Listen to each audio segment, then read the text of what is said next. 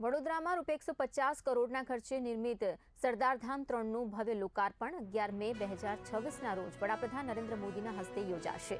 મધ્ય ગુજરાતના યુવાનોના શિક્ષણ, સ્કિલ ડેવલપમેન્ટ અને સર્વાંગી વિકાસ માટે તૈયાર થયેલું આ અદ્યતન સંકુલ 4.75 લાખ સ્ક્વેર ફૂટ વિસ્તારમાં ફેલાયેલું છે અને 2000 વિદ્યાર્થીઓ માટે આધુનિક હોસ્ટેલ સુવિધા પણ ઉપલબ્ધ કરાવાઈ છે। સરદારધામ 3માં જીપીએસસી, યુપીએસસી કેન્દ્ર, skill development centre, aviation, defence, judiciary, sports academy, IT hub, startup support, overseas education, personality development સહિત અનેક બહુવિધ સુવિધાઓ પણ ઉપલબ્ધ રહેશે। સરદાર સાહેબની વિશાળ પ્રતિમા, સમાજ સેતુ ભવન, લાઇબ્રેરી, વાંચનાલય અને વિવિધ તાલીમ કેન્દ્રો આ સંકુલને માત્ર હોસ્ટેલ નહીં પરંતુ રાષ્ટ્ર નિર્માણ માટેનું સર્વાગ્રાહી કેન્દ્ર પણ બનાવે છે। કાર્યક્રમમાં ગુજરાતના મુખ્યમંત્રી ભૂપેન્દ્ર પટેલ, ગૃહ રાજ્યમંત્રી હર્ષ સંઘવી સહિત અનેક આગેવાનો ઉપસ્થિત રહેશે।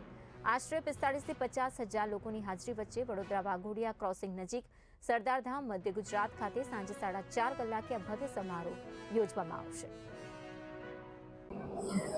મિશન 2026 અંતર્ગત સરદારધામ વનમાં આપણે બેઠા છીએ।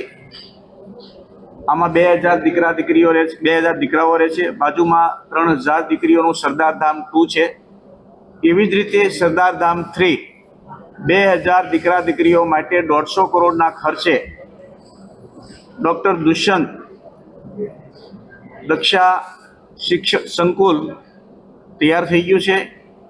એનું લોકાર્પણ કરવા માટે ભારતના યશસ્વી પ્રધાનમંત્રી શ્રી નરેન્દ્રભાઈ મોદીજી एवं गुजरातना अपना मुख्यमंत्री भूपेन्द्रभाई पटेल, नायब मुख्यमंत्री श्री हर्षभाई संघवीजी एवं सौ राजकीय महानुभावों, सामाजिक औद्योगिक व्यापारी मित्रों, युवा मित्रों सौ पधारी रह्या छे।